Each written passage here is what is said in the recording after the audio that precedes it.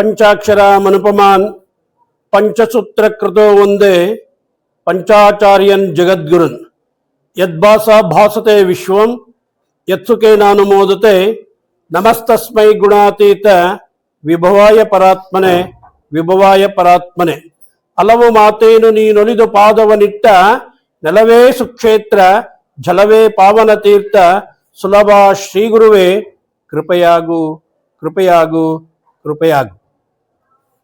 ಆಷಾಢ ಮಾಸದ ಕೊನೆಯ ಭಾಗ ನಿನ್ನೆ ಆದರೆ ಪ್ರಾರಂಭದ ಮಧ್ಯದಲ್ಲಿ ಭೀಮನ ಅಮಾವಾಸ್ಯೆಯ ವಿಶೇಷವಾದಂಥದ್ದು ಕಾಳಪ್ಪನಹಳ್ಳಿಯ ಶ್ರೀ ಭದ್ರಕಾಳಿ ಶಕ್ತಿಪೀಠದಲ್ಲಿ ಪ್ರತಿ ವರ್ಷದಂತೆ ಈ ವರ್ಷವೂ ಬಹಳ ವಿಶೇಷವಾಗಿ ಹಮ್ಮಿಕೊಂಡಿರುವಂಥದ್ದು ಒಂದು ಜಾತ್ರಾ ಮಹೋತ್ಸವ. ಇದು ನಡೀತಾ ಇರುವಂಥದ್ದು ಒಳ್ಳೆಯ ಬೆಳವಣಿಗೆ ಮತ್ತು ಸಮಸ್ತ ಜನರಿಗೆ ತಾಯಿಯ ಆಶೀರ್ವಾದವನ್ನು ಕಲ್ಪಿಸುವ ನಿಟ್ಟಿನಲ್ಲಿ ವೇದ ಬ್ರಹ್ಮಶ್ರೀ ಸಂಸ್ಥಾಪಕ ಅಧ್ಯಕ್ಷರು ಶ್ರೀ ಭದ್ರಕಾಳಿ ಶಕ್ತಿಪೀಠದ ಗೌರವಾನ್ವಿತ ನಾಗರಾಜ್ ಶಾಸ್ತ್ರಿಗಳವರ ನೇತೃತ್ವದಲ್ಲಿ ಬೆಳ್ಳಾವಿ ಸ್ವಾಮೀಜಿಯವರ ಸಾನ್ನಿಧ್ಯದಲ್ಲಿ ಪ್ರತಿ ವರ್ಷ ಈ ಕಾರ್ಯಕ್ರಮ ನಡೀತಾ ಇರುವಂಥದ್ದು ತಮ್ಮೆಲ್ಲರಿಗೂ ತಿಳಿದಿರುವಂಥ ವಿಶೇಷ.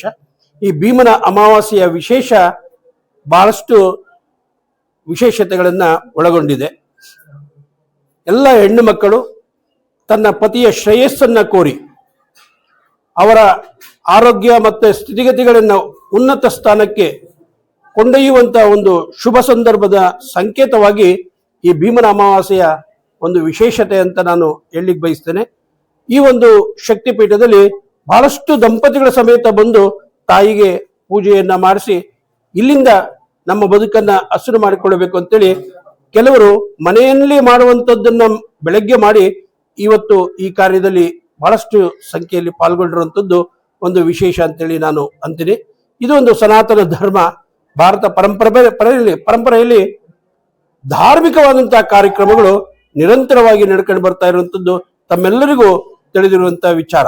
ಈ ಧಾರ್ಮಿಕ ಪರಂಪರೆ ಅಂತಂದ್ರೆ ಅದು ಭಾರತ ದೇಶ, ಸಂಸ್ಕಾರ ಸಂಸ್ಕೃತಿ ಎಲ್ಲವನ್ನೂ ಒಳಗೊಂಡಂತೆ ಈ ಒಂದು ದೇಶ ಆದರೆ ಅದರಲ್ಲೂ ಕರ್ನಾಟಕದಲ್ಲಿ ಬಹಳ ವಿಶೇಷ. ಮತ್ತು ಹೊಸಕೋಟೆ ತಾಲೂಕಿನ ಗಡಿ ಭಾಗದಲ್ಲಿ ಇವತ್ತು ಕಾಳಪ್ಪನಹಳ್ಳಿ ಒಂದು ಕುಗ್ರಾಮ ಆಗಿದ್ದಂಥದ್ದು ಒಂದು ಕ್ಷೇತ್ರವನ್ನಾಗಿ ಪರಿವರ್ತನೆ ಮಾಡಿದಂಥ ಕೀರ್ತಿ ನಮ್ಮ ವೇದ ಬ್ರಹ್ಮಶ್ರೀ ನಾಗರಾಜ್ ಶಾಸ್ತ್ರಿಗಳು ಮತ್ತು ಆ ಕಮಿಟಿಯ ಎಲ್ಲ ಸದಸ್ಯರಿಗೆ ಸಲ್ತದೆ. ಇವತ್ತು ಸಾವಿರಾರು ಜನ, ನಾನು ಕಳೆದ 2 ದಿನಗಳ ಹಿಂದೆ ಬಂದು ಹೋದೆ ಏನು ವ್ಯವಸ್ಥೆಗಳಾಗಿದೆ ಅಂತೇಳಿ. ಎಲ್ಲ ವ್ಯವಸ್ಥೆಗಳನ್ನ ಬರುವಂತ ಭಕ್ತರಿಗೆ ಪ್ರಸಾದದ ವ್ಯವಸ್ಥೆ ಆಗಿರ್ಬೋದು, ಅರ್ಚನೆ ವ್ಯವಸ್ಥೆ ಆಗಿರ್ಬೋದು, ಹೋಮ ಹವನಗಳ ವ್ಯವಸ್ಥೆಗೆ ಪಾಲ್ಗೊಳ್ಳುವ ರೀತಿಗಳಾಗಿರ್ಬೋದು, ಎಲ್ಲ ವ್ಯವಸ್ಥೆಗಳನ್ನ ನಮ್ಮ ನಾಗರಾಜ್ ಶಾಸ್ತ್ರಿಗಳು ವ್ಯವಸ್ಥಿತವಾಗಿ ಹಮ್ಮಿಕೊಂಡು ಮಾಡಿದ್ದಾರೆ.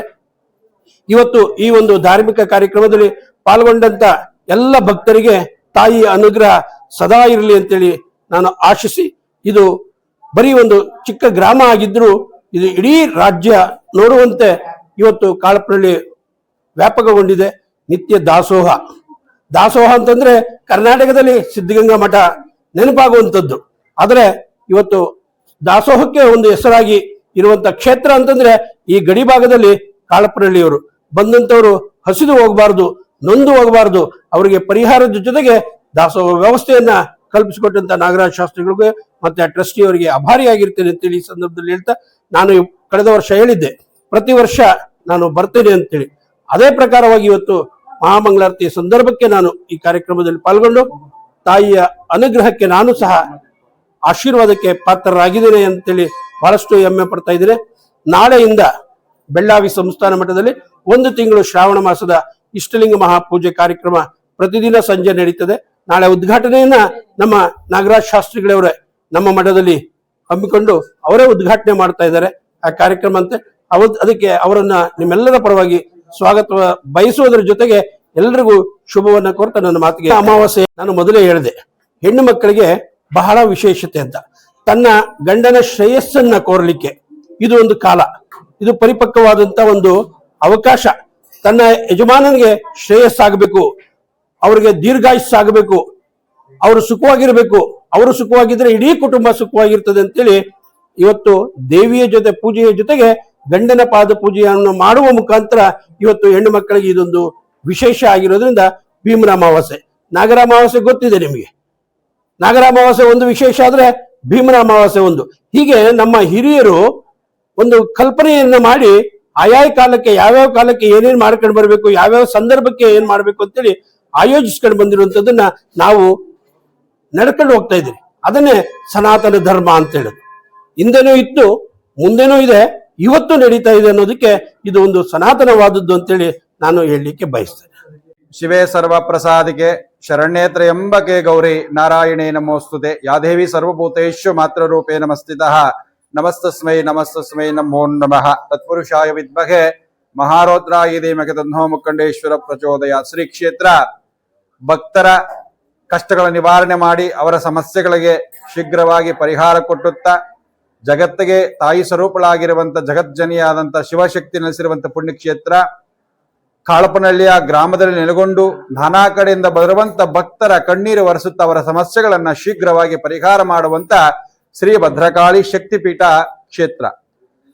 ಈ ಕ್ಷೇತ್ರದಲ್ಲಿ ಪ್ರತಿ ವರ್ಷದಂತೆ ಅಮ್ಮನವರು ಸ್ಥಾಪನೆ ಆದ ಕಾಲದಿಂದ ಸಹ ಇದುವರೆಗೂ ಸಹ ವಿಶೇಷವಾಗಿ ಭೀಮನ ಅಮಾವಾಸ್ಯೆಯ ವಿಶೇಷ ಕಾರ್ಯಕ್ರಮ ಮತ್ತೆ ಹೋಮಗಳನ್ನ ಮಾಡುವಂಥದ್ದು ಬಹಳಷ್ಟು ವಿಶೇಷ.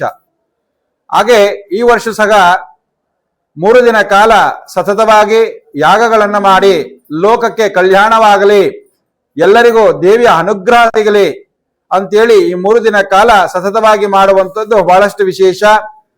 10ನೇ ತಾರೀಕು ಪ್ರಾರಂಭ ಆಗಿರುವಂಥದ್ದು 10, 11, 12ನೇ ತಾರೀಕು ಇಂದಿನವರೆಗೂ 3 ದಿನ ಕಾಲ ಸತತವಾಗಿ ಯಾಗ ನಡೆಯುವಂತ ಕ್ಷೇತ್ರ ಇದು.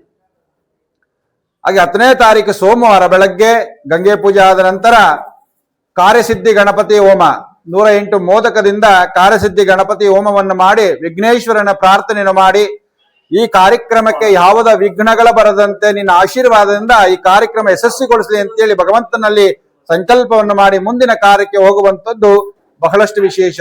ಹಾಗಾಗಿ ಮಂಗಳವಾರ ಅಂದ್ರೆ 11ನೇ ತಾರೀಕು ಬೆಳಗ್ಗೆ ಪ್ರಧಾನ ದೇವತೆಗಳ ಕಲಶಾರಾಧನೆ ಮತ್ತೆ ಚಂಡಿಕಾ ದೇವಿ ಆರಾಧನೆ, ರುದ್ರ ಕಲಶ ಆರಾಧನೆ. ರುದ್ರ ಕಲಶ ಆರಾಧನೆ ಆದ ನಂತರ ರುದ್ರ ಹೋಮ ಆದ ನಂತರ 12 ಗಂಟೆ 30 ನಿಮಿಷಕ್ಕೆ ಮಹಾಚಂಡಿಕಾ ಯಾಗ ಪ್ರಾರಂಭ ಆಯಿತು. ಮಹಾಚಂಡಿಕಾ ಯಾಗ ಪ್ರಾರಂಭ ಆದ ನಂತರ 13 ಅಧ್ಯಾಯಗಳನ್ನ ಮಾಡಿ ಆ ಚಂಡಿಕಾ ದೇವಿಯ ಮೂಲ ಮಂತ್ರವನ್ನ ಜಪಿಸಿ ಆ ದೇವಿಯ ಅನುಗ್ರಹ ಪ್ರತಿಯೊಬ್ಬರಿಗೂ ಸಿಗಲಿ ಅಂತೇಳಿ ಸಂಕಲ್ಪವನ್ನ ಮಾಡಿ ಆ 4 ಗಂಟೆಗೆ ಪೂರ್ಣಾವತಿ ಕೊಡುವಂಥದ್ದು ಬಹಳಷ್ಟು ವಿಶೇಷ. ಈ ಚಂಡಿಕಾ ಯಾಗ ಅಂತಂದ್ರೆ 12ನೇ ಅಧ್ಯಾಯದಲ್ಲಿದೆ. ಈ ಚಂಡಿಕಾ ಯಾಗ ಅಂತಂದ್ರೆ ಯಾವುದೇ ಕಷ್ಟಗಳಿದ್ರು ಸಹ, ಮಾನವನ ಜೀವನದಲ್ಲಿ ಯಾವ ಕಷ್ಟಗಳಿದ್ರು ಸಹ ಪರಿಹಾರ ಆಗಲಿ, ಶತ್ರುಗಳಿಂದ ಯಾವ ಸಮಸ್ಯೆಗಳಾಗುತ್ತಿದ್ರು ಸಹ ನಮ್ಮನ್ನ ರಕ್ಷಣೆಗೋಸ್ಕರವಾಗಿ ಚಂಡಿಕಾ ಯಾಗದಲ್ಲಿ ಭಾಗವಹಿಸಿದಾಗ ಎಲ್ಲ ಸಮಸ್ಯೆಗಳ ದೇವಿಯ ಅನುಗ್ರಹದಿಂದ, ದುರ್ಗಾದೇವಿಯ ಅನುಗ್ರಹದಿಂದ ಪರಿಹಾರ ಆಗುವಂಥದ್ದು ಬಹಳಷ್ಟು ವಿಶೇಷ. ಹಾಗಾಗಿ ಮಂಗಳವಾರ ಸಂಜೆ 7 ಗಂಟೆ 30 ನಿಮಿಷಕ್ಕೆ ಕ್ಷೇತ್ರದಲ್ಲಿ ಶಿವಶಕ್ತಿ ನೆಲೆಸಿರುವುದರಿಂದ ಗಿರ್ಜಾ ಕಲ್ಯಾಣೋತ್ಸವ, ಶಿವ ಪಾರ್ವತಿಯವರಿಗೆ ಕಲ್ಯಾಣೋತ್ಸವವನ್ನು ಮಾಡಿ ತದನಂತರ ರಾಜೋಪಚಾರವನ್ನ ಮಾಡಿ ಅಮ್ಮನವರನ್ನ ವಿಶೇಷವಾಗಿ ಅಲಂಕಾರವನ್ನ ಮಾಡುವಂಥದ್ದು ಬಹಳಷ್ಟು ವಿಶೇಷ. ಆ ಗಿರ್ಜಾ ಕಲ್ಯಾಣೋತ್ಸವ ಅಂತಂದಾಗ ಬರುವಂತ ಭಕ್ತರಿಗೆ ಯಾವ ಸಮಸ್ಯೆಗಳಿಂದ ಒತ್ತು ಬರ್ತಾರೋ ದಾಂಪತ್ಯ, ಯಾಕಂದ್ರೆ ಭೀಮನ ಮಾಸಗೆ ಆ ಶಿವನ ಶಕ್ತಿಯನ್ನು ಆರಾಧನೆ ಮಾಡಿದಾಗ ದಾಂಪತ್ಯದಲ್ಲಿ ಯಾವ ಸಮಸ್ಯೆಗಳಿದ್ದು ಶೀಘ್ರವಾಗಿ ಪರಿಹಾರ ಆಗುವಂಥದ್ದು ಬಹಳಷ್ಟು ವಿಶೇಷವಾದ ದಿನ ಇವತ್ತು. ಭೀಮನ ಮಾಸ ಅಂತಂದ್ರೆ ಪತಿಯ ಪಾದ ಪೂಜೆ ಮಾಡುವಂಥದ್ದು ಬಹಳಷ್ಟು ಮನೆಯಲ್ಲಿ ನಡೆಸುವಂಥದ್ದು. ಇದು ಪತಿಯ ಪಾದ ಪೂಜೆಯನ್ನು ಮಾಡಿ ಅವರ ಆಶೀರ್ವಾದವನ್ನು ಪಡೆದು ಸೌಮಂಗಲ್ಯವಾಗಿ ಇರಲಿ ಅಂತೇಳಿ ಆಶೀರ್ವಾದವನ್ನು ಪಡೆಯುವಂಥದ್ದು ಈ ಭೀಮನ ಅಮಾವಾಸ್ಯೆ ವಿಶೇಷವಾಗಿ. ಹಾಗಾಗಿ ಶಿವಶಕ್ತಿ ನೆಲೆಸಿರುವಂತಹ ಕ್ಷೇತ್ರದಲ್ಲಿ ಗಿರ್ಜಾ ಕಲ್ಯಾಣೋತ್ಸವವನ್ನು ಮಾಡಿ ಭಗವಂತನ ಕೃಪೆಗೆ ಪಾತ್ರರಾಗಿ ಬರುವಂತ ಎಲ್ಲ ಭಕ್ತರಿಗೂ ಒಳ್ಳೇದಾಗಲಿ, ಜಗತ್ತಿಗೆ ಒಳ್ಳೇದಾಗಲಿ ಅಂತೇಳಿ ಸಂಕಲ್ಪವನ್ನು ಗಿರ್ಜಾ ಕಲ್ಯಾಣೋತ್ಸವ ಮಾಡಿರುವಂತದ್ದು ಬಹಳಷ್ಟು ವಿಶೇಷ. ಹಾಗೂ ಇಂದು 12ನೇ ತಾರೀಕು ಬೆಳಗ್ಗೆ 3 ಗಂಟೆಗೆ ಅಮ್ಮನವರಿಗೆ ರುದ್ರಾಭಿಷೇಕ, ಶಿವನಿಗೆ ರುದ್ರಾಭಿಷೇಕ ಆದ ನಂತರ 6 ಗಂಟೆಗೆ ಪೂಜಾ ಪ್ರಾರಂಭ ಆಯಿತು. ಮತ್ತೆ 10 ಗಂಟೆಗೆ ಪ್ರಧಾನ ದೇವತೆಗಳ ಭದ್ರಕಾಳಿ ಮತ್ತೆ ಚೌಡೇಶ್ವರಿ, ಕಾಲಭೈರವ, ಮಹಾಭೃತ್ಯಂಗಿರಿ ದೇವಿ ಮತ್ತೆ ವೀರಭದ್ರೇಶ್ವರನ ಪ್ರಧಾನ ಹೋಮಗಳನ್ನಾಗಿ ಪೂರ್ಣಾವತಿಯನ್ನು ಕೊಟ್ಟು ದೇವಿ ಪ್ರಾಕಾರೋತ್ಸವವನ್ನು ಮಾಡಿ ಮಹಾಮಂಗಳಾರತಿ ಮಾಡುವಂಥದ್ದು ಬಹಳಷ್ಟು ವಿಶೇಷ. ಈ 3 ದಿನ ಕಾರ್ಯಕ್ರಮ ಭಾರಿ ಅದ್ದೂರಿಯಾಗಿ ನಡೆದು ಇಂದಿನಿಗೆ ಆ ಭೀಮನಮಾಸೆ ಪ್ರಯುಕ್ತವಾಗಿ ಕ್ಷೇತ್ರದಲ್ಲಿ ವಿಶೇಷವಾದ ಕಾರ್ಯಕ್ರಮಗಳನ್ನು ಇಟ್ಕೊಂಡು ಪೂಜೆಯನ್ನು ಮಾಡಿ ಆ ದೇವತೆಗೆ ಎಲ್ಲ ಸಂಕಲ್ಪವನ್ನು ಸಲ್ಲಿಸಿರುವಂತದ್ದು ಬಹಳಷ್ಟು ವಿಶೇಷ. ಈ 3 ದಿನ ಕಾಲ ಬರುವಂತ ಭಕ್ತರಿಗೆ ಆ ಅಮ್ಮನವರ ಕಡೆಯಿಂದ ಸಾಕ್ಷಾತ್ ಅನ್ನಪೂರ್ಣಿ ನೆಲೆಸಿರುವಂತ ಕ್ಷೇತ್ರದಲ್ಲಿ ದಾಸೋಹದ ವ್ಯವಸ್ಥೆ ನಡೆಸುವಂತದ್ದು ಬಹಳಷ್ಟು ವಿಶೇಷ. ಯಾಕಂದ್ರೆ ವಿಶೇಷವಾಗಿ ಯಾವುದೇ ಕ್ಷೇತ್ರದಲ್ಲಿ ದಾಸೋಹ ಇದ್ದಾಗ ಆ ಕ್ಷೇತ್ರ ಪುಣ್ಯಕ್ಷೇತ್ರ ಆಗುವಂತದ್ದು ಬಹಳಷ್ಟು ವಿಶೇಷ. ಹಾಗಾಗಿ ಈ ಕ್ಷೇತ್ರದಲ್ಲಿ ಪ್ರತ್ಯೇಕವಾಗಿ ಕೊಡುವಂತದ್ದು ದಾಸೋಹಕ್ಕೆ. ಆ ದೇವಿಯ ಅನುಗ್ರಹದಿಂದ ಬರುವಂತ ಭಕ್ತರ ಕಷ್ಟಗಳ ನಿವಾರಣೆ ಮಾಡಿ ಅವರಿಗೆ ಹಸುವನ್ನ ನೀಗಿಸಿ ಅವರ ಕಷ್ಟಗಳನ್ನು ನೀಗಿಸಿ ಹೋಗಲಾಡಿಸುವಂತೊಳೆ ಅನ್ನಪೂರ್ಣಿ ಸಮೇತವಾಗಿ ಕೂತಿರುವಂತ ಭದ್ರಕಾಳಿ ಅಂತ ಹೇಳ್ಬೋದು. ಯಾಕಂದ್ರೆ ಕ್ಷೇತ್ರದಲ್ಲಿ ಆ ದಾಸೋಹ ನಡಿಬೇಕಾದ್ರೆ ಅನ್ನಪೂರ್ಣೇಶ್ವರಿ ಅನುಗ್ರಹ ಇರಬೇಕು. ಅನುಗ್ರಹ ಇದ್ದಾಗ ಮಾತ್ರ ನಾವು ಸಣ್ಣದಾಗಿ ಮಾಡಿರುವಂತದ್ದು ದೊಡ್ಡ ಪ್ರಮಾಣವಾಗಿ ಆಗುವಂತದ್ದು ಬಹಳಷ್ಟು ವಿಶೇಷವಾಗಿರುತ್ತೆ.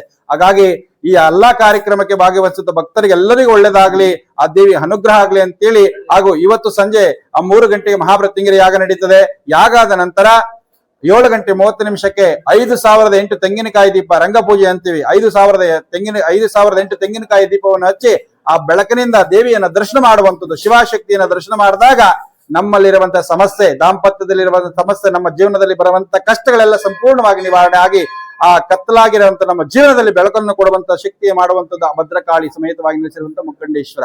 ಹಾಗಾಗಿ ಎಲ್ಲರಿಗೂ ಆ ದೇವಿಯ ಅನುಗ್ರಹ ಆಗ್ಲಿ, ಭಗವಂತನ ಕೃಪೆಯಿಂದ ಎಲ್ಲರಿಗೂ ಅಷ್ಟ ಐಶ್ವರ್ಯ ಆರೋಗ್ಯ ಭಾಗ್ಯಗಳನ್ನು ದಯಪಾಲಿಸಲಿ ಅಂತ ಹೇಳ್ತಾ, ಎಲ್ಲರಿಗೂ ಆ ದೇವಿಯ ಅನುಗ್ರಹ ಆಗಲಿ. ಸರ್ವೇ ಜನ ಸುಖಿನೋ ಭವಂತು. ಎಲ್ಲರಿಗೂ ಜಗತ್ತಿಗೆ ಒಳ್ಳೇದಾಗ್ಲಿ, ಲೋಕಕ್ಕೆ ಕಲ್ಯಾಣವಾಗ್ಲಿ, ಬರುವಂತ ಎಲ್ಲ ಭಕ್ತರಿಗೂ ಆ ದೇವಿ ಅನುಗ್ರಹ ಕೊಡ್ಲಿ ಅಂತ ಹೇಳಿ ಪ್ರಾರ್ಥನೆ ಮಾಡೋಣ. ಎಲ್ಲರಿಗೂ ನಮಸ್ಕಾರ. ಸರ್ವೇ